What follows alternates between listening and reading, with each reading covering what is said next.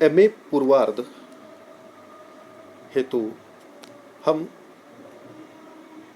प्राचीन काव्य नामक प्रश्न पत्र के लिए पद्मावती समय के संदर्भ की कुछ महत्वपूर्ण व्याख्याएं करेंगे, जो कि चंद्रवरदाई द्वारा लिखित है।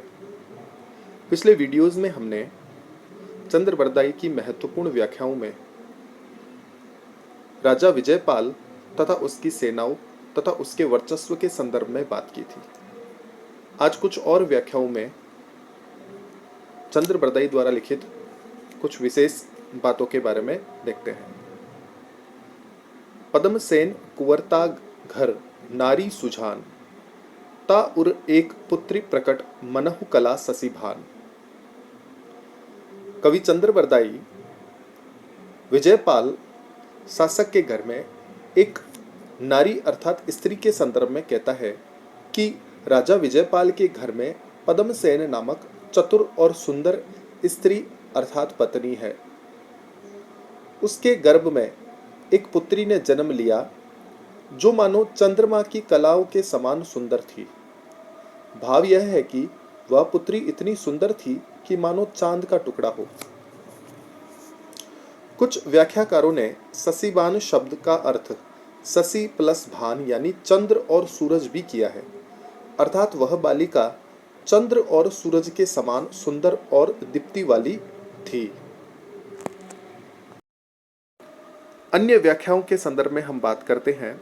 सबसे महत्वपूर्ण व्याख्या है मनहु कला शशिबान, कला 1600 बन्नीय, बाल बेस शशिता समीप, अमृत रस पिन्नीय, बिगसी कमल मृग भ्रमर बेन, अंजन मृग लुट्टीय, हीर कीर अरुबिंब मोती, नस सिक्स अहिगु टीय, छप्पति गयंद हरि हंस गति, बिह बनाय संचय सच्चीय, पद्मिनीय रूप पद्मावतीय, मनहु काम कामिनी रचिय। यहाँ कवि चंद्रवरदाई पद्मावती जो कि राजा विजयपाल की बेटी तथा रानी पद्मसेन की पुत्री थी, जिसके नक्सिक का वर्णन करते हुए कहता है कि पद्मावती का रूप नक्सिक वर्णन, इसमें विभिन्न परंपरा युक्त उपमानों द्वारा पद्मावती के अपरूप सौंदर्य का अत्यंत कलापूर्ण अंकन किया गया है। पद्मावती इतनी सुंदर है मानो साक्षात चंद्रमा की कला ही इस भूमंडल पर अवतरित हुई हो, मानो उसका निर्माण चंद्रमा की संपूर्ण 16 कलाओं द्वारा किया गया है। भाव यह है कि वह पूर्ण चंद्र के समान सुंदर है। अभी उसकी बाल्यावस्था है और उसके निर्मल एवं शांति प्रदायक रूप को देख ऐसा भान होता है मानो चंद्रमा ने उसी से अमृत का पान किया है, अर्थात उसी से अमृत प्राप्त किया हो। भाव यह है कि वह उसके रूप को देख नेत्रों को उसी प्रकार शीतलता प्राप्त होती है जिस प्रकार चंद्रमा को देखकर नेत्र शीतल होते हैं। उसके विभिन्न अंगों मुख, नेत्र, कर, चरण के सौंदर्य से विकसित कमलों की श्रेणी के सौंदर्य को उक्त 4 अंगों की उपमा कमलों से दी जाती है और उसके केशों की श्यामलता ने भंवरों की श्यामता को, उसकी मधुरवाणी ने वेणु के स्वर के माधुर्य को और उसके नेत्रों की चंचलता ने खंजन की चपलता को तथा नेत्रों की विशालता एवं भोलेपन ने मृगों के नेत्रों की विशालता एवं भोलेपन को लूट लिया है। भाव यह है कि पद्मावती ने इन विशेषताओं को उपयुक्त विभिन्न उपमानों से प्राप्त किया है, अर्थात उनसे छीन लिया है, अर्थात ये सारे उपमान पद्मावती की उपयुक्त विशेषताओं की तुलना में फीके प्रतीत होते हैं।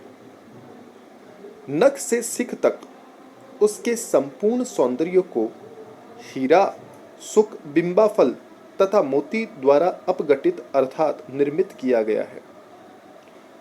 भाव यह है कि उसकी दंत्य पंक्ति हीरे के समान निर्मल एवं कांतिमान नासिका शुक नासिका के समान सुडोल, पतली और तनिक आगे की ओर झुकी हुई, अधर बिंबा फल के समान लाल और मोहक, हाथ पैरों के नख मोती के समान सुंदर, सुडोल स्वच्छ और प्रभामय है।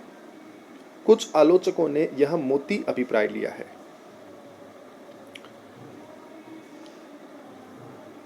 उनका सारा नक्सिक मोती की सी कांति के निर्मल किया गया है। अहि और घटिय शब्दों को पृथक मानकर कुछ आलोचकों ने यह अर्थ किया है कि उसके केश सर्प के समान काले और लहरियादार तथा केशों के इस सौंदर्य ने सर्प के सौंदर्य को घटा दिया है और क्षीण कर दिया है। परंतु यह दोनों ही अर्थ खींचतान परक अर्थ प्रतीत होते हैं। कवि केशों की उपमा ऊपर भ्रमर से दे आया है, इसलिए यहां पुनरावर्ती दोष माना जाएगा। पद्मावती की गर्भ भरी मंद मंथर चाल को देख हाथी, सिंह और हंस भी लज्जित छिप जाते हैं। अर्थात उसकी चाल में हाथी की मस्ती, सिंह का सा गर्व और हंस की सी मंथरता है। उसके संपूर्ण अंग ऐसे सुडौल है मानो विधाता ने उसे नीचे ढालकर गढ़ा हो। सचिव शब्द का अर्थ सची या इंद्राणी मानकर कुछ व्याख्याकारों ने इसका अर्थ इस प्रकार भी किया है कि मानो विधाता ने उसे सांचे में ढालकर सची के समान सुंदर बनाया हो, परंतु यह अधिक सुंदर नहीं प्रतीत होता। ऐसी वह पद्मावती पद्मिनी नारी के समान सुंदर है। उसे देखकर ऐसा प्रतीत होता है कि मानो विधाता ने उसके रूप में कामदेव की पत्नी रति का ही दूसरा रूप निर्मित किया हो, अर्थात वह रति के समान अनिद्य सुंदरी है। भाव यह है कि साक्षात रति स्वरूपा है। इस प्रकार कवि ने पद्मावती का रूप वर्णन बड़ा चढ़ाकर किया है। इसके अंतर्गत छेकानुप्रास, वृत्त्यानुप्रास, उत्प्रेक्षा, रूप कांति शयोक्ति तथा व्यतिरेक आदि में आदि अलंकार प्रस्तुत हुए हैं। ससी भान में बहुव्रीहि समास माना जा सकता है। इस पद में दो शब्द विचारणीय, एक तो मृग तथा छपपति। इसके क्रमशः दो पाठांतर मिलते हैं, सृग तथा छत्रपति। मिक्र तथा सृग्न पाठांतर अधिक संगत प्रतीत होते हैं, क्योंकि इसी पंक्ति में आगे चलकर पुनः मृग शब्द का प्रयोग मिलता है। सृग का अर्थ होता है श्रेणी, माला आदि। यहाँ कवि ने नायिका के कई अंगों का अप्रत्यक्ष रूप से उल्लेख कर दिया है, जिनकी उपमा कमल से दी जाती है, जैसे मुख, नेत्र, कर तथा चरण। ये अंग इतने सुंदर है मानो प्रफुल्लित कमलों की माला हो, अर्थात उनका सारा रूप कमलों के हार के समान शोभायमान है। इसलिए यहाँ मृग पाठ ही स्वीकार करना चाहिए। एक आलोचक महोदय ने सृग का अर्थ बाण माना है, परंतु बाल्यावस्था के नेत्रों में बाण की सी घातक तीक्ष्णता नहीं होती। यद्यपि चाल में मंथरता का होना असंभव नहीं, इसलिए सृग का अर्थ श्रेणी या माला ही अधिक उपयुक्त प्रतीत होता है। छपपति के स्थान पर छत्रपति पाठ पूर्णतया असंगत है, क्योंकि छत्रपति का अर्थ होता है राजा, गयंद का अर्थ होता है हाथियों का राजा। फिर छत्रपति गयंद का अर्थ क्या होगा, यह समझ में नहीं आता। कुछ आलोचकों ने इसी पाठांतर को स्वीकार कर उसका अर्थ किया है श्रेष्ठ गज, जबकि गयंद का अर्थ ही श्रेष्ठ गज होता है। छपपति का अर्थ है छिप जाना। सूर, विद्यापति, जायसी आदि ने नायकों का नक्सिक वर्णन करते समय अनेक स्थलों पर यह भाव व्यक्त किया है कि नायिका के अंगों को देख उसके उपमान सिंह, हाथी, शुक आदि लज्जित हो वन में जा छिपे हैं। इसलिए यहाँ छप्पति पाठ ही शुद्ध और संगत माना जाना चाहिए। चंद द्वारा किया गया पद्मावती का यह रूप वर्णन परंपरा युक्त वर्णन होता है।